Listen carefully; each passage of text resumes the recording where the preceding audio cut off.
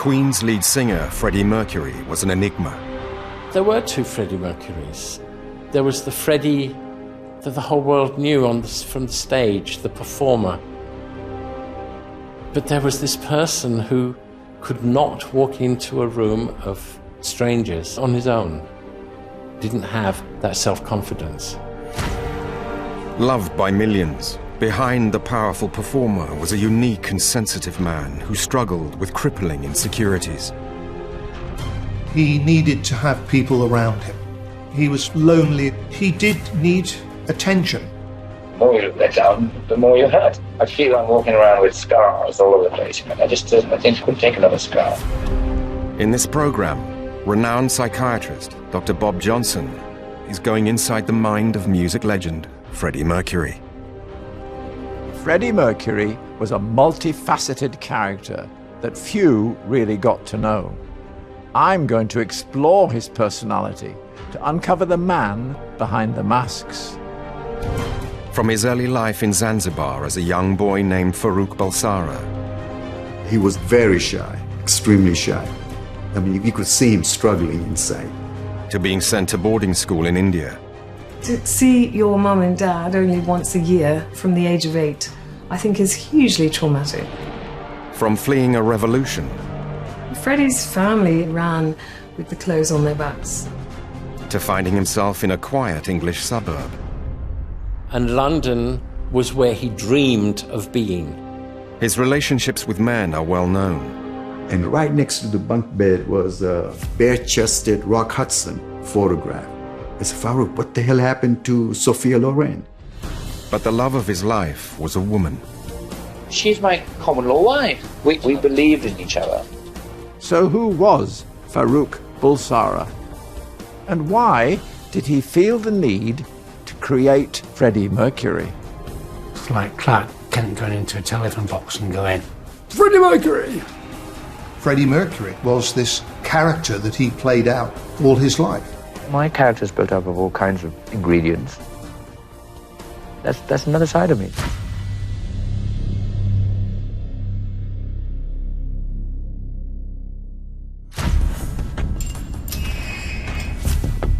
Acclaimed psychiatrist Dr. Bob Johnson has spent the last 30 years forensically unpacking the complex minds of everyone from notorious serial killers to powerful world leaders. He was a lead psychiatrist at HMP Parkhurst and head of therapy at Ashworth Special Hospital.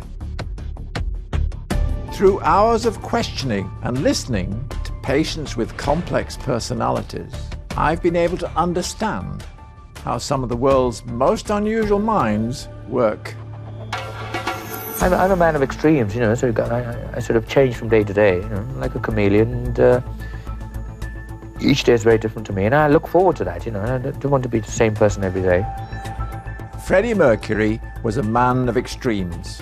One moment quiet, subdued, and generous. The next, loud, bombastic, and hedonistic. He captured these aspects of his self in his most famous song. In 1975, at the age of 28, Freddie Mercury, as part of Queen, wrote Bohemian Rhapsody. Is this the real life? With its quiet piano verses, followed by heavy rock and operatic sections, the 6-minute opus would catapult the band from modest success to sell-out stadiums. There's been endless speculation about the meaning of Bohemian Rhapsody. Freddie himself never explained it. But for a psychiatrist, the lyrics are littered with intriguing words. Scaramouche, Scaramouche, will you... Scaramouche is a clown. Beelzebub is an old Christian word for the devil. But the word Bismillah is particularly interesting to me. It's an Arabic word that essentially means in the name of God, Allah. The word Bismillah may be unfamiliar to many, but for Freddie Mercury, it's one he may have often heard growing up on the predominantly Muslim island of Zanzibar. He never spoke about his childhood. I just got the impression he was born in London, Feltham. He always referred to his Persian roots when asked where did he come from. I'll always walk around like a Persian popinjay. And no one's going to stop me, honey. The man that would eventually become Freddie Mercury was born Farooq Bulsara on the 5th of September 1946 in Zanzibar, then a British protectorate off the coast of East Africa. His parents, Bommi and Jair Bulsara, were originally from Bombay, now Mumbai, in India, but had emigrated to Zanzibar before Farooq was born. Both were devoutly religious. Growing up in a religious home can be a positive experience. It often emphasizes values such as self-control and social competence, but it can also have many other consequences. The Bulsara's life was dominated by their belief in an ancient but little-known religion called Zoroastrianism. Zoroastrians are one of the oldest monotheistic religions in the world, so dating back centuries. Had originated in Persia, which is modern-day Iran. This is a religion that influenced Christianity, Judaism, Buddhism. The Muslims conquered Persia, and the Zoroastrian Parsis were run out of their land, and they migrated to India. Devout religious beliefs within a family can be very powerful. Parents may delegate judgment of their children's behavior to God or the devil. This sometimes creates a more formal, conservative upbringing that lacks closeness. Freddie's school friend, Gita Choksi, was similarly brought up as a Zoroastrian. We are taught our prayers from a very young age. We were following the tenets and teachings of the prophet Zarathustra. And basically his three tenets, if I've got it right, are good thoughts, good words, good deeds. The idea of being good in life for the sake of goodness itself, without expectation of reward, for example. Zoroastrianism also denounces homosexuality. Being gay is not approved by Zoroastrian religion. And frankly, for us, we were clueless. We didn't know what gay or homosexuality or any of that meant. It's unlikely Farooq would have understood his sexuality at this time, but he would have known that his family's religion considered being gay as evil. As his sexuality emerged, this must have played on his mind. One of his best friends growing up was Subhash Shah. One time we were in a Zanzibar bookstore, and then Freddie says to me, I'm going to steal that magazine. So I said, okay, I'll meet you outside, but I'm leaving the bookstore. And then 5-10 minutes later, he comes out and he says, okay, I got it. So I asked him, so what the hell did you steal? He would not tell me. And then the next day or two, I'm at their place, and right next to the bunk bed was a kind of bare-chested Rock Hudson photograph. I looked at Farooq as, Farooq, what the hell happened to Sophia Loren? Farooq's father, Bommi, worked as a cashier at the British Colonial Office, and the family was influenced by colonial values. His parents, they were both conservative. I can see Bommi Bulsara very stoic, quiet, and God knows what's going in his mind, because all you could saw was a stoic face. I met them several times. They were very low-key, very private, extremely dignified people, and he was rigidly respectful of them. Like his parents, Farooq was also low-key and quiet. Very shy, extremely shy. I mean, you could see him struggling inside. He didn't put himself forward. He kind of stayed in the background. He was not an upfront guy kind of thing. Farooq had all the hallmarks of being an introvert. Key characteristics are that you prefer time to yourself and often prefer writing over talking. Critically, a classic introvert is introspective and self-aware. But looking at Freddie on stage, none of this applies.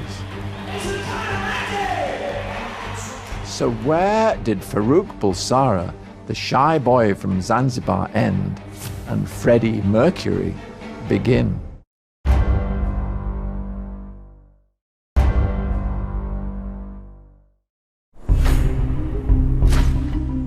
Acclaimed psychiatrist Dr. Bob Johnson is analyzing the mind of music legend Freddie Mercury, born Farouk Balsara.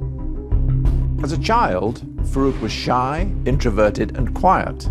By unraveling his mind, I want to know what turned him into the charismatic persona that was Freddie Mercury.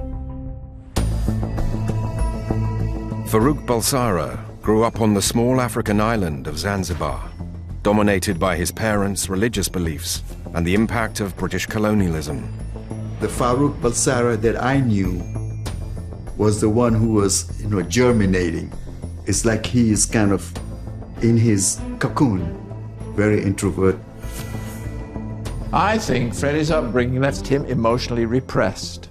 Repression is a psychological defense mechanism that hides away certain thoughts, feelings, and urges in order to minimize anxiety. These feelings are then bottled up in the mind. But Farouk eventually discovered an outlet for this energy. He became alive through music. Because I remember in Zanzibar, we went to a beach area, and one of our class had a tape recorder and started playing the song Twist. And next thing I know, Farouk is on the beach, twisting away like crazy. And then to my surprise, you have all of the female classmates formed a circle around him. That's when you saw him. He's an introvert. You could not get conversations out of him. But when it came to music and everything, this was totally another being. Expression is the opposite of repression. It allows someone who is bottling up their emotions to release these feelings. It can be incredibly powerful. When he was 8 years old, Farouk's parents decided to send their son to an English-style boarding school nearly 3,000 miles away in India. It was a journey that could only be made by boat. His friend Subhash later went with him. All of a sudden, you're leaving a small island, and now you are in a ship and going to India.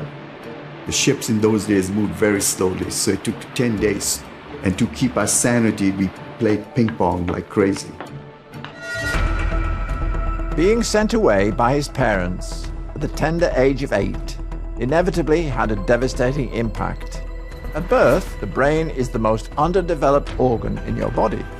Any serious trauma, such as a sudden separation from parents, causes physical changes in the structure of the developing brain. It damages a child's ability to process emotion. It impairs their feelings of safety and trust in others, and it can leave profound scars. This trauma can last a lifetime, and its effect on Farouk cannot be overestimated. After traveling 10 days on the boat and a further 150 miles by train up the mountain, an 8-year-old Freddie finally arrived at school in the hill station of Panchkani. He was in the boys' school in St. Peter's, Panchkani. I was in the girls' school. I had joined St. Peter's School when I was about 15, and Freddie was already in the school. He had been in school in St. Peter's for quite a long time. For the next 8 years, Farouk would rarely see his parents or his younger sister, Kashmira, who remained in Zanzibar. One of the main reasons that we got on so well together was because we had such similar upbringings. He was in a boarding school in India. I was in a boarding school in India. So I knew what he was thinking. You didn't see family from one year to the next. Well, Freddie didn't. He didn't see his parents or his sister for a number of years because he would spend holidays in India because of the journey from India to Zanzibar and back. I would call it strict. It was kind of militarized. To give you an example, every bloody morning we had to line up and we had to show the principal our left side of the face, and he would decide based on the length of the hair whether we had to go for a haircut that day or not. And if you didn't get the haircut, you got punished. And then you had these prefects who were autocrats. I would say terrorized the hell out of the rest of the students. It was a classic stiff upper lip education. Don't show your feelings, don't show any pain. In a boarding school, you cannot go running to your mother and father. They're not there. And as much as the dorm matron is there as a mother figure, she's not your mother.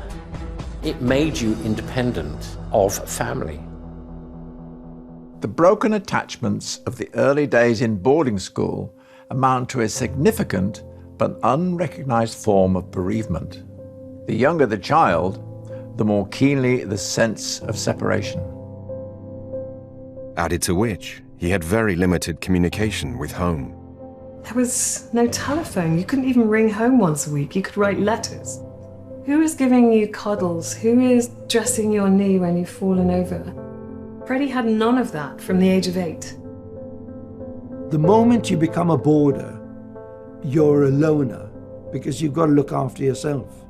And all through my life, I've had to rely on myself. And I think Freddie was the same. He hated being on his own. He wasn't scared to be on his own. He just didn't like that feeling. Boarding school syndrome is now a recognized psychological condition caused by the trauma of being sent away at a young age. It can lead to difficulties in forming relationships, emotional attachments, and feeling accepted. If you also think you have physical flaws, that makes acceptance even harder. And Farouk was always acutely aware of his appearance. He had protruding teeth because he had too many in his mouth. There were 4 extra teeth, I assume, 2 top, 2 bottom, that were pushing his front teeth forwards. Whenever you see Freddie doing an interview or anything, you always see him with the top lip covering his teeth. And if he laughs, then the hand immediately goes up. In school, I remember calling him Buckwheat because he had buck teeth. That name was not used as a way of harassing him. When you leave the boarding school, and then when I'm older, I can see how that name could have had an impact on him. He was very aware of his teeth. That also, I think, made him stronger. He could have had something done about them, but in the end, he decided that his voice was God-given. He should not tamper with it. In interviews, I can see Freddie is constantly covering his mouth or putting his top lip over his teeth to hide them. On stage, he has no such inhibitions. All the anxiety and self-consciousness disappears. He's quite literally a different person. Becoming a different person is something Freddie had discovered at school years before. We decided we were going to start this band up. No instruments. Listen, when you're 14 and 15, you can do anything, can't you? Bruce, Freddie, and 3 other friends formed their band, the Hectics. Bruce was the lead singer. We got this massive great drum. We had a box that was the double bass. I had a guitar. Freddie was the only person who could actually play anything. We would sing. Elvis, obviously, Cliff Richard, Fats Domino. And he would listen to those songs and everything, and next thing you know, he's playing those songs on the piano. I mean, we were all fascinated. We could not figure out how he did it. Freddie began to see performance as an emotional outlet and the power of being in a tight-knit group. It would be a major turning point in his life. When the Hectics played concerts at the school, the reaction of his peers cemented his confidence. We thought they were the ultimate. We would sing along with them and we would hero worship them. They used to try and behave like what they'd seen on television and sort of scream, and so we felt like pop stars. Teenagers have a desire to develop a social identity. They start to become aware of how they are perceived by others. Normally, Freddie was shy and repressed, but under the bright lights of the stage, he could be someone other than Farouk. Music was this sort of all-pervading force that overtook him and consumed his life. And after that, his studies went out of the window. Musical performance may have been Farouk's first love, but it wasn't his only one.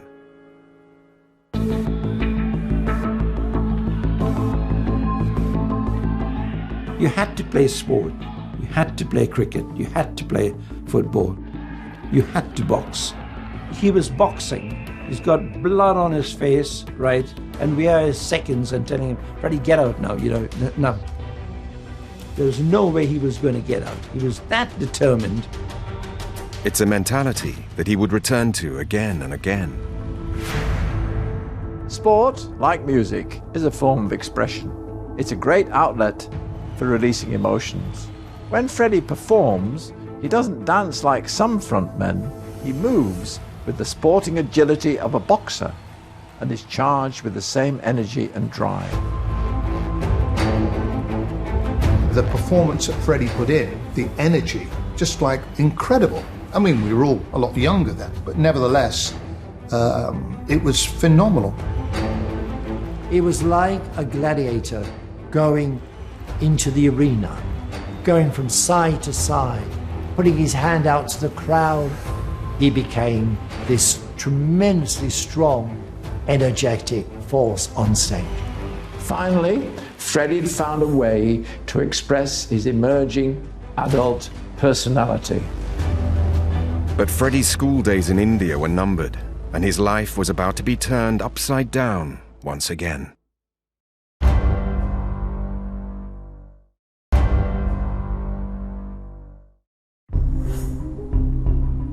Renowned psychiatrist Dr. Bob Johnson is going inside the mind of Freddie Mercury.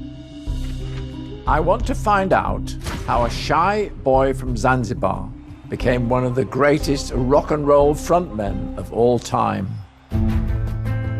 January 1964. Freddie was 17 and living back in Zanzibar after failing 10th grade at his boarding school in India. And he was top of the class in so many things. He was a great sportsman. He was a gifted musician, played piano. And then he discovered rock and roll. He went from being an A stream student to being a failure and was kicked out of school. Being kicked out of school is often an act of teenage rebellion. Many late teenage rebellions that I see occur as a result of delayed adolescence. It's an attempt at liberation from the need for parental approval.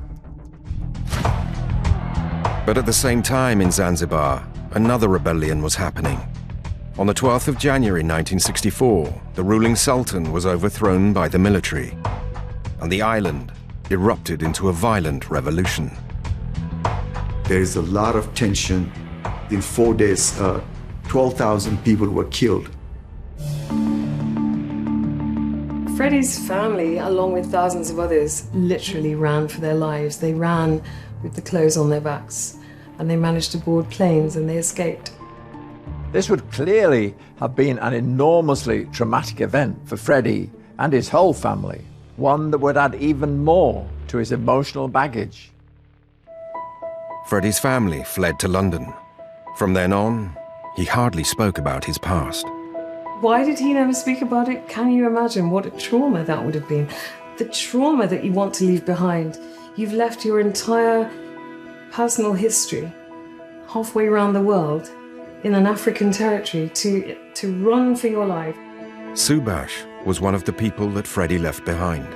Once his family moved to England, I come to America in June of 64. From 64 to 68, I would write him a letter once a year. He never answered me. Freddie Bulsara had learned time and time again that leaving and never looking back was a survival technique. He thought this was an essential part of getting through life. Don't go back to Zanzibar, to India, to any of it. It's gone. That's the past.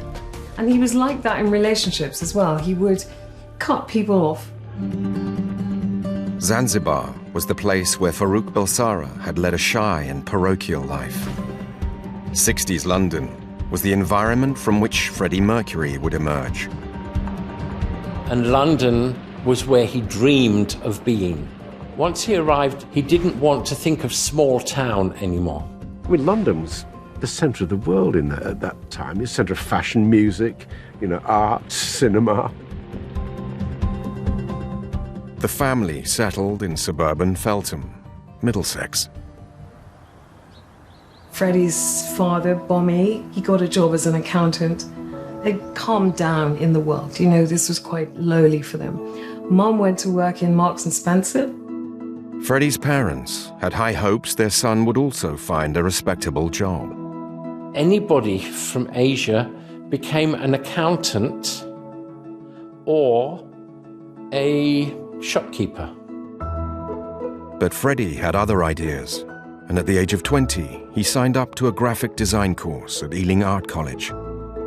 What happened with Freddie at college, as far as I can see, was that the core of what Freddie was later to become started to grow. The creative disciplines that Freddie learned at college, he applied to every aspect of his later-to-be persona and his skills as a writer. It was at Ealing that Freddie Bulsara consciously started to create Freddie Mercury. His motivation was simple. He had never felt validated as Farouk, so he looked for an escape by becoming somebody else. This kid from Zanzibar who's come over to England, he wanted to, have this identity and to just create this new life in a way. I mean, that's why he became Freddie Mercury. It was this character that he played out all his life. Freddie then became obsessed with one artist in particular, Jimi Hendrix. Hero worship for young people can be incredibly powerful. This was particularly true in the 1960s when rebellious stars were flourishing. He was devoted to Jimi Hendrix, and even when he was still a student, an art student, he adopted that manner of dress, flamboyant shirts, prints, scarves, and the trousers, and he was always sketching Jimi Hendrix. Being able to understand that you could deconstruct creativity and taking all the elements of it, you could actually consciously build something, and maybe it occurred to him that he could do the same thing with himself. It's like a pent-up tiger, really. He was just wanting that chance to show the world what he could do. Bit by bit, Freddie Bulsara was creating the alter ego of Freddie Mercury. Artists create alter egos all the time as a strategy to deal with anxiety. Even Beyoncé created an alter ego called Sasha Fierce to help her with stage fright, as did David Bowie in Ziggy Stardust. However, this doesn't really work as a solution to the toxic issues of your past. It does nothing to ease your inner struggle, nor solve the problems of who you are. The more you strive, the less you actually gain. This is key to understanding the character of Freddie Mercury that Farouk Bulsara created. My character is built up of all kinds of ingredients, and that's another side of me. In 1969, 5 years after arriving in London, Freddie Bulsara was putting the finishing touches to the creation of his onstage persona. Ken Testy was managing a band called Ibex when Freddie met him in a bar. And I'm going to change my name. I'm going to be Freddie Mercury. It's going to be marvellous. So there he was, inventing a future and then dogmatically pursuing it. But Fred was, quite certain about what his future would be. Fred kept insisting that he was a singer, so I asked him if he was in a band, and he said, no, not at the moment. So he joined Ibex. He'd gone about the fact that one day he was going to be a star, but we definitely had our doubts, because we never heard him sing. But as Freddie Mercury took shape, in order to give the pretense credibility, Freddie needed serious emotional support, both on stage and off. His first performance showed just how fragile his creation was. They gave Freddie's first outing as a singer. So that was up in Bolton at the Octagon in 69, I think it was August 69. That's when we all went up in the back of a transit van, all crammed in there with guitars, drums, girlfriends, Fred, myself. And he's performing the first number with his back to the audience. Finding himself for the first time, actually fronting a three-piece. How wonderful. By the second number, he's got it. He's absolutely got it. I thought, blimey, is that Fred from college? It's like Clark Kent going into a telephone box and going, Freddie Mercury! Freddie and Ibex, later called Wreckage, didn't last long. But another band called Smile had a vacancy. I started a drift-off message as regards what Smile had been wanting to do musically. Freddie was suggesting improvements all the time, probably behind my back. I think he might have regarded that I was a bit of a liability and that he could improve matters. And as it turned out, he was right. Roger Taylor and Brian May were the other two members of the band. I left Smile. At that point, I think Freddie went to them and suggested that he join, and they agreed, and the rest is history.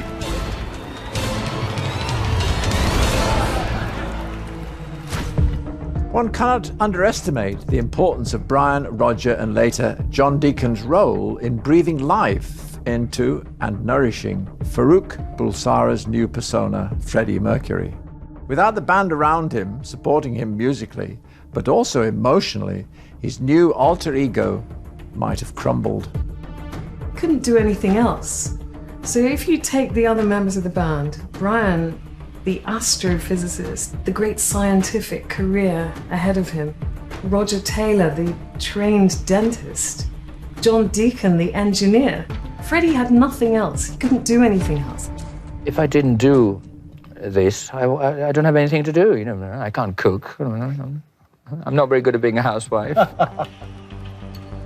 Freddie soon started to mold the band into his own identity and brand. He changed their name to Queen, an idea he had come up with years before at college. This was a completely new chemical reaction, and it had to have a new meaning and a new title and everything, so that we felt fresh. The name Queen certainly went along with his notion of this kind of pompous, in-your-face presentation that would become his trademark. The brilliance of Queen, from a musical point of view, is obvious, but it was also brilliant psychologically. In Queen, Freddie had joined a group of individuals that he loved and loved him. But crucially, he had also been able to create a brand for his new persona. Some magic happened, some sorcery occurred. They were greater than the sum of their parts. They were all really beautifully fine-tuned, fine-balanced combination not only of people but talent. So I think Freddie could not have been Freddie had he been in any other band. It was just one of those perfect things that happen on the planet. Queen, and the strong emotional friendships he had developed, felt a million miles away from his past in Zanzibar. For the time being, he felt safe. But the safety and security that Freddie enjoyed in the early days of Queen would soon be broken apart.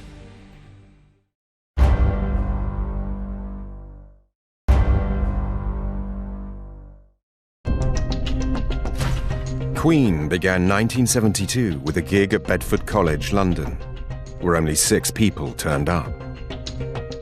Freddie was 25 and in love. Mary Austin worked in a shop. She worked in Bieber. Brian dated her before Freddie did. And then eventually she met Freddie.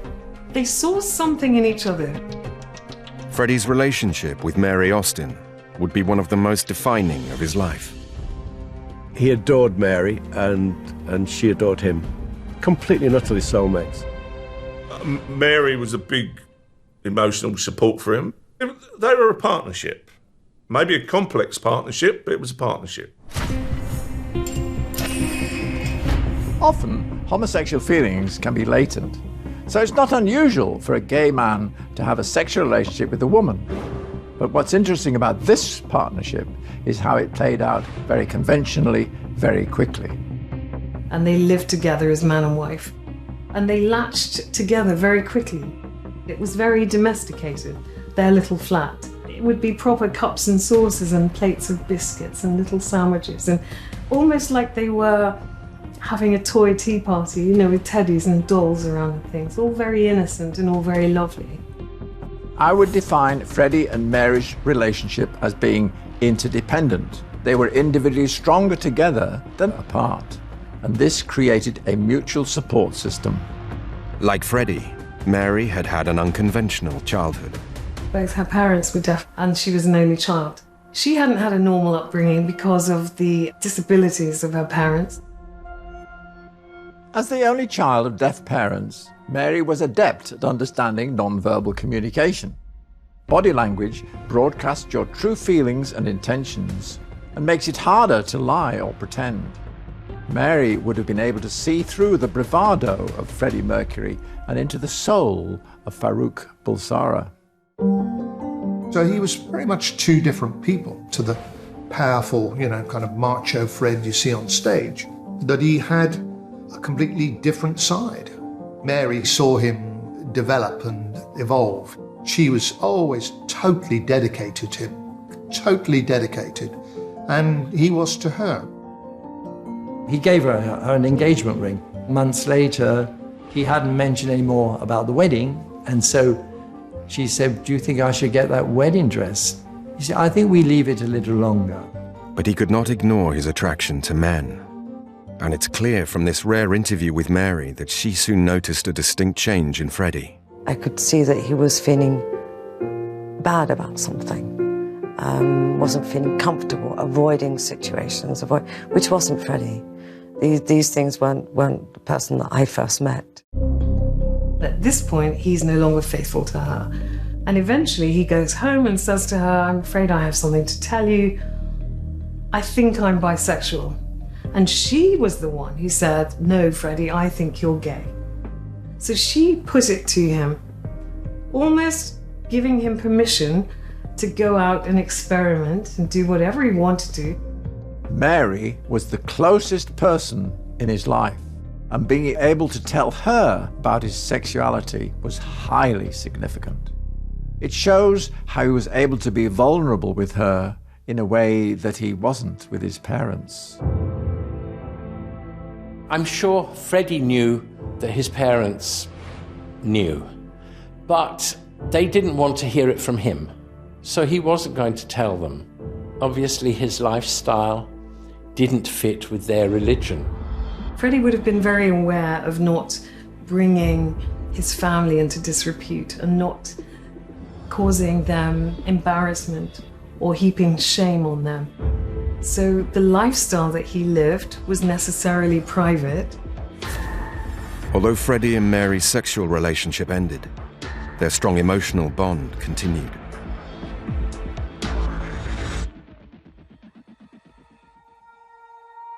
He would never let Mary go. And when the money started coming in, he bought her a lovely flat overlooking the house. From her bedroom, she could see the house where he lived, and she could see him, and he could see her. She's my common law wife. We carry on now like we were married. Marriage is a term for other people. We believed in each other, and fuck everybody else. 1978, New York. 6, 5, 4, 3, 2. Queen had just released Don't Stop Me Now and We Are the Champions, both written by Freddie Mercury. At 31 years old, he finally had success and money, but he had also discovered sexual liberation. By this time, they're very famous, and Freddie goes, "Right, now I'm going off to New York to have a different life." It spelled a sort of adult Disneyland for all the forbidden fruits. Also, there weren't the prying eyes of the press, the tabloids. Freddie threw himself into New York's gay scene. I was caught up in, you know, being successful and being a star and all that, and I thought, this is the way a star behaves or whatever. Now I don't give a damn. You know, I don't give a damn. I just, I want to do things my way, and I want to have fun. In the same way that his repressed emotions had exploded in his professional life through music and performance, they were now about to explode in Freddie's personal life. For Freddie to handle these repressed urges, he would have to use a psychological technique that by now he was very familiar with: compartmentalization. You know, like a chameleon, and each day is very different to me, and I look forward to that. You know, I don't want to be the same person every day. Compartmentalization allows the mind to avoid facing conflicting emotions by separating them out. Freddie had to balance ideas of responsibility and reality with desires for wild abandon, fantasy, and sexual freedom. He did it by keeping them well away from each other. Freddie started to be sucked down into an underworld of sleaze and debauchery and the worst kind of New York nightclubs. By 1980, he'd started smoking cigarettes, drinking more, got into, you know, a more hedonistic lifestyle, let's say. During these times, he distanced himself from the people that grounded him in order to act out a fantasy life where he was free to be whatever he wanted to be and do whatever he wanted to do.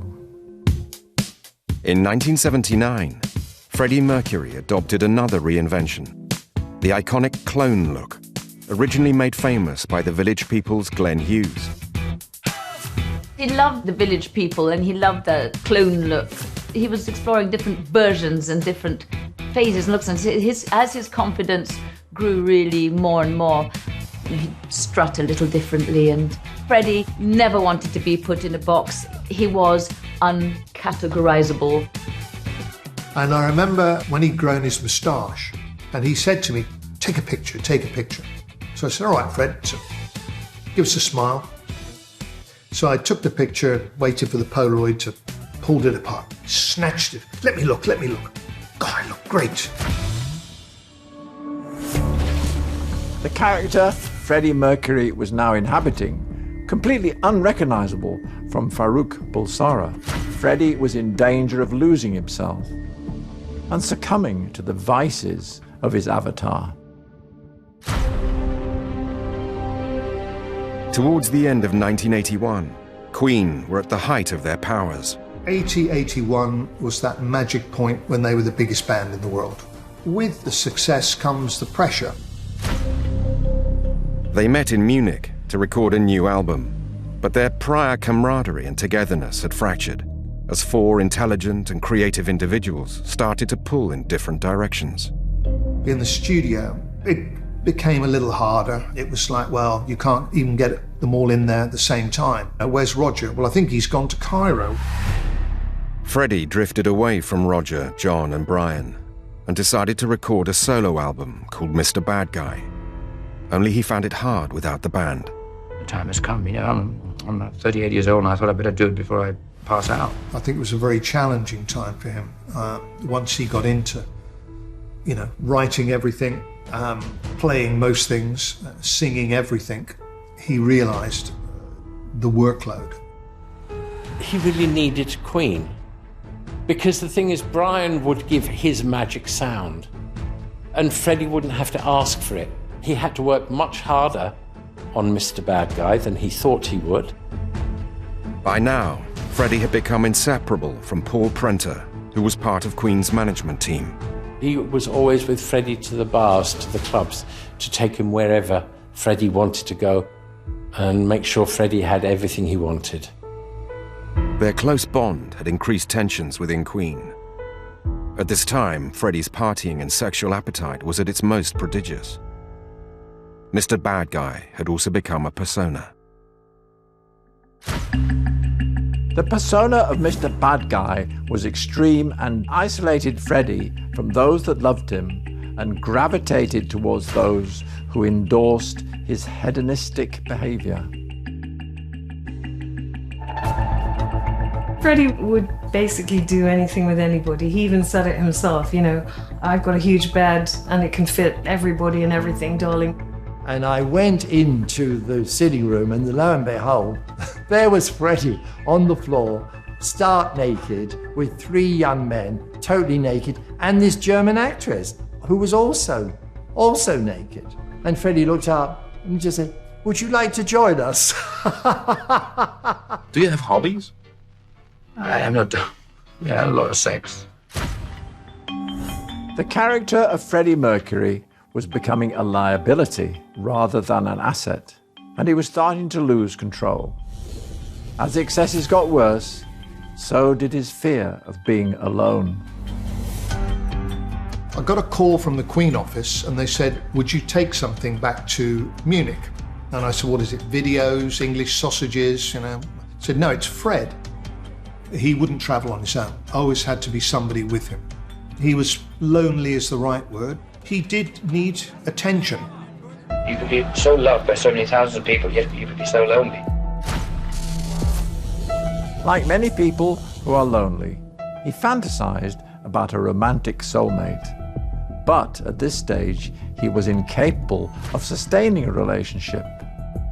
So the quest to try and make the fantasy a reality led to ever more pain.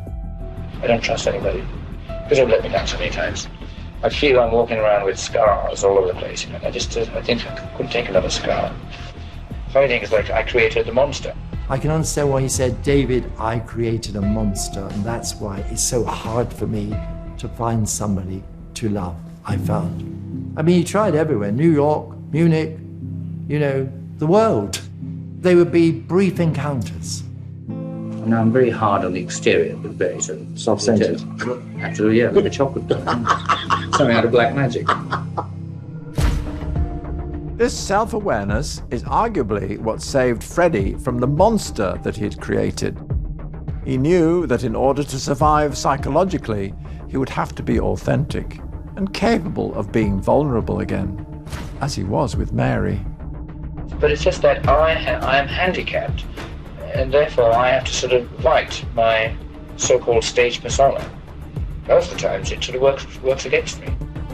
The appeal of this extreme version of his stage persona was wearing off. But to leave this part of his life behind would require a major event so he could fully reunite with Queen. At 6 p.m. on the 13th of July 1985, an iconic moment was captured on this now famous footage. They'd never done a daylight show like that. Freddie was absolutely stunned. Freddie's charismatic and commanding performance is clear to see in the TV coverage of Live Aid. When he actually saw the whole audience doing the clapping for Radio Gaga. It was actually that brought home to him the power that he had over people. I cannot think of any other artist that could take 100,000 people and make them do exactly as he wanted. Queen's performance at Live Aid was one of the greatest ever because of its power and emotion. But it wasn't just a gig, it was actually a validation of the band getting back together. When we came back, it was like coming back together again from the start. So we started fighting about all the things we used to fight about 5 or 10 years ago. And so off we go again. The band were like, well, okay, maybe we still got something less left to offer.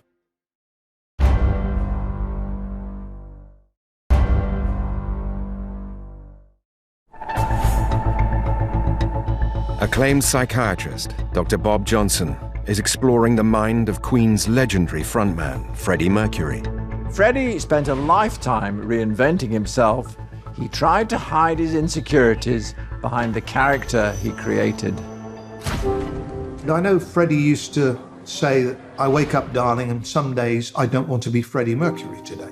It's like I wish I could take that coat and hang it up and just be me. But before Freddie left his life of hedonism and excess, he held a party for his 39th birthday back in Munich.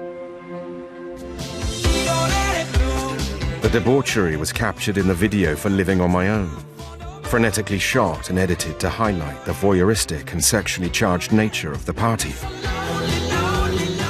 It looked like an orgy, fabulous party, you know. There was sex going on in the corners. There were drugs. It was just crazy. Not long after the party, Freddie quit Munich for good, quit the wild lifestyle, and moved back to London. As with every other place that Freddie left in his lifetime, once he moved away from that, that was it. He never went back. Leaving and never looking back was a powerful trait that Freddie had learned as a child. But in this case, he wasn't just leaving a place and people, he was also leaving behind the character that he himself had created. It was a profound act of growth and maturity. Freddie moved into Garden Lodge, an 8-bedroom mansion in Kensington, London, that he'd bought a few years earlier. There he found the house, and then they had extensive work done on it so that it was just as Freddie wanted it. He loved entertaining. He loved to have a dinner party at Garden Lodge. There was always a stress level because Fred wanted everything done right, but it always turned out fantastic. That was a big part of his life, was entertaining in the house. His friends was the most important thing to him. Fun, stupidity, sing songs. It was watching telly. It was just normal, playing Scrabble. Scrabble was like World War III. I really believe Garden Lodge was the love of his life. The house, when Freddie was there, had this most amazing feeling. His life was seemingly transformed overnight. Once he was in his 40s, he realised, he had a certain dignity about him. And he threw off all of the frippery and the accoutrement, and he didn't need to hide behind those anymore, and emerged as himself, as a real man. In the afternoons, there was the Freddie who would just lie down on the couch watching Countdown, because he loved doing the letters part of the game. Freddie Mercury at home could wear a mismatched tracksuit and slippers and play with his cats in the garden. He loved his cats. I think he had 6 or 7 cats. Tiffany seemed to be one of the favourites. Freddie had clearly reached a level of acceptance and reconciliation with himself. He'd given up fighting to be somebody else in order to disguise his vulnerabilities. It may seem simple, but acceptance is actually a powerful psychological state associated with peace and happiness. I don't know, I'm just happy. I haven't got any problem. Of course I had problems, but I learned how to deal with them. And I think I've learned to come to grips with myself. I wanna be loved by you. And with self-acceptance also came the opportunity for a real loving relationship with hairdresser Jim Hutton. I'm very happy with my relationship at the moment, and I couldn't ask for better. Jim came along at a good time in Freddie's life. He was a very stable figure. In February 1987, 2 years after he moved to Garden Lodge, Freddie released a cover of the Platters song, The Great Pretender. In the video, he dramatically explodes from behind a curtain, metaphorically revealing his true self. Oh yes, I'm the great pretender. In this video, you can see Freddie recapturing the characters of his past in a lavish and theatrical production.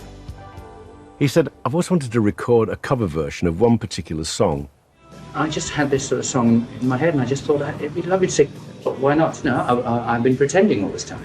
These images that I portrayed over the years, these are kind of pretense. There's no way that I was real on stage. These are I wore costumes, and I sort of put myself into different atmospheres and different characters. But underneath all that, there is a real me. And in Fred's case, it was the stage persona and the at-home persona are entirely different. And in his performance, those different personas are at the heart of the song's meaning.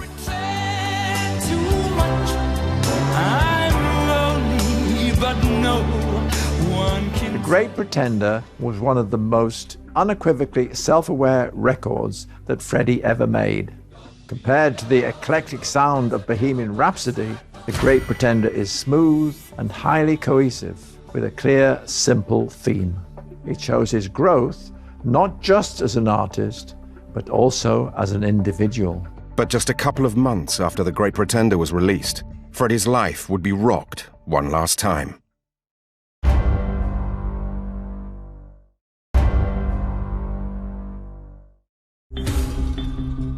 Just 2 months after he released The Great Pretender, Freddie received devastating personal news.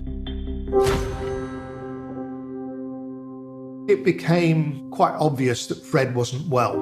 We all thought we knew what it was, but didn't want to say what it was.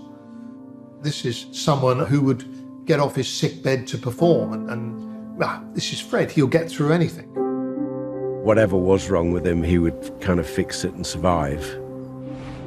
But some things you can't fix.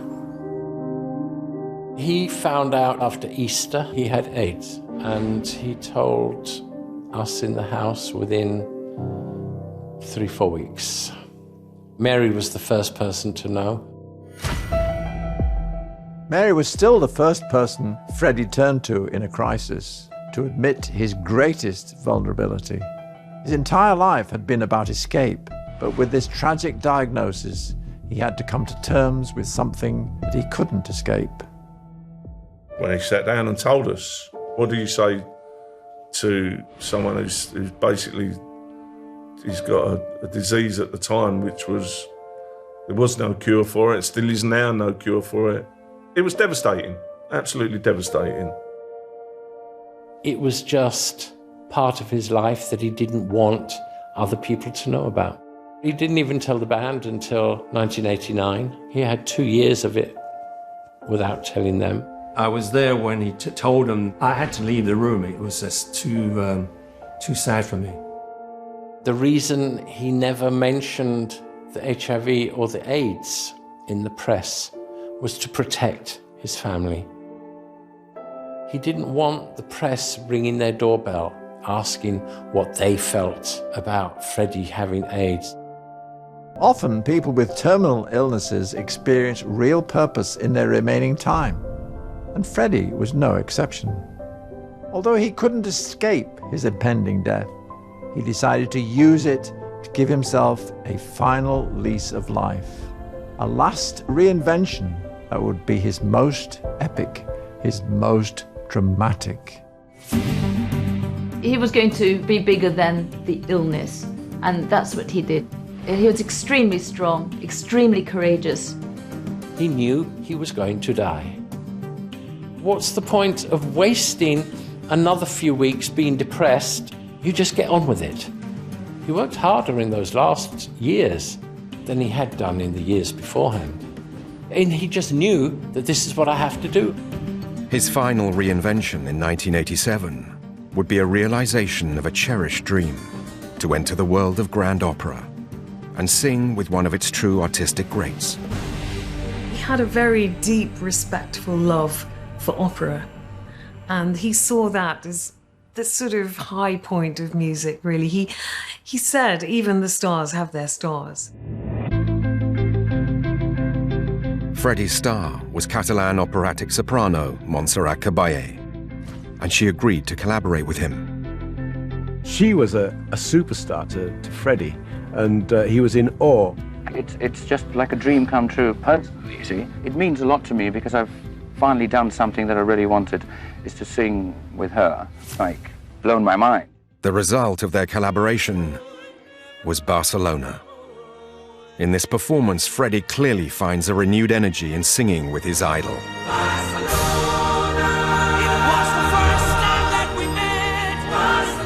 Bringing out that as a single had never been done before. There's no template for all this, and it was a very brave thing to do.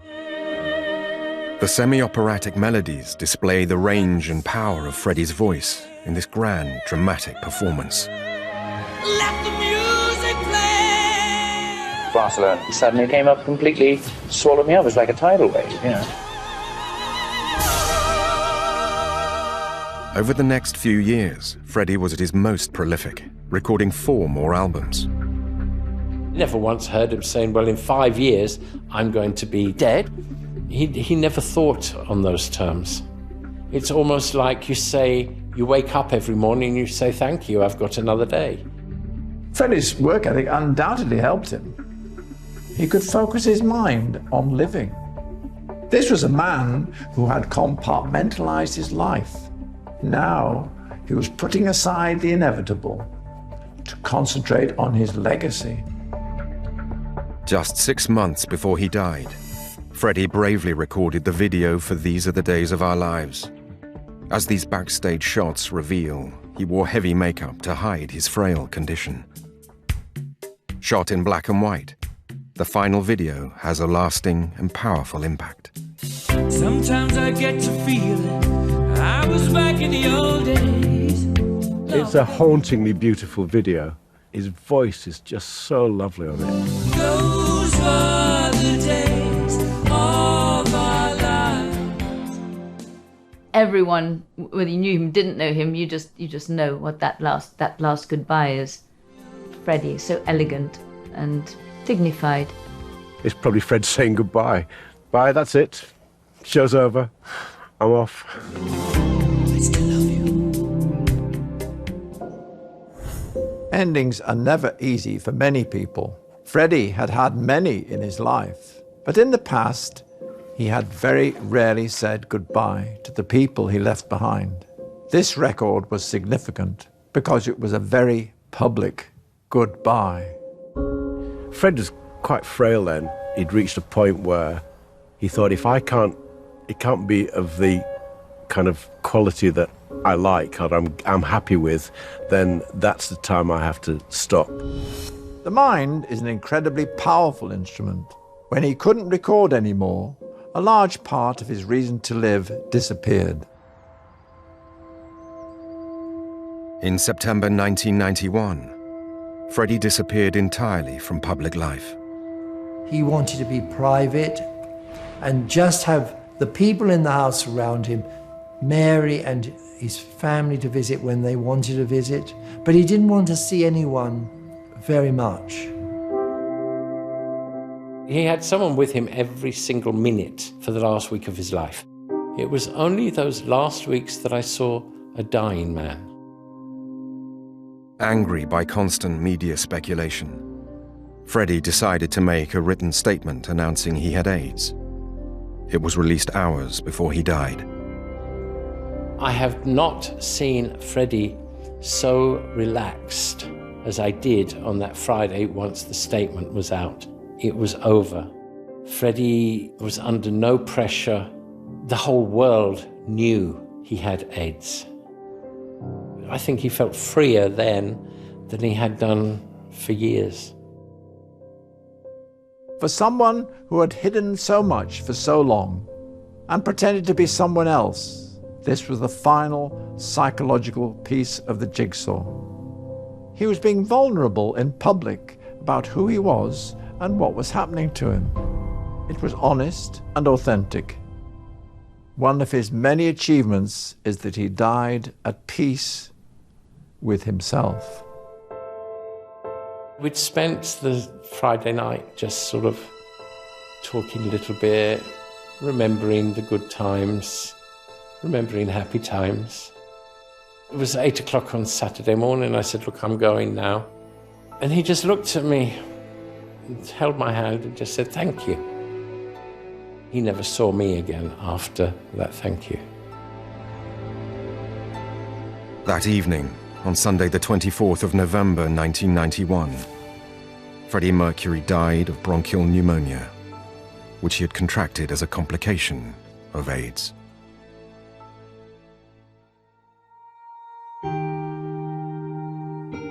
He was an absolute one-off, and he was always going to move on. But it would have always been with quality and style, darling. I feel very lucky and very happy that I was able to call him a friend. His songwriting, recording, performing, and finding someone to love That was what he lived for. Freddie Mercury was an extraordinary man. Born into fairly humble origins, he successfully transformed himself from shy, repressed schoolboy to one of the greatest performers of all time. On the way, he managed his rich emotional life and powerful ambitions by reimagining himself as a cast of different characters. But perhaps most extraordinary of all was his incredible self-awareness. Having scaled the heights of fantasy that being a rock star entails, in the end, he was able to bring himself back down to earth and back into his own skin. That was his real genius and humanity. He created this amazing, huge person on the stage, and people will watch that for so many more years to come.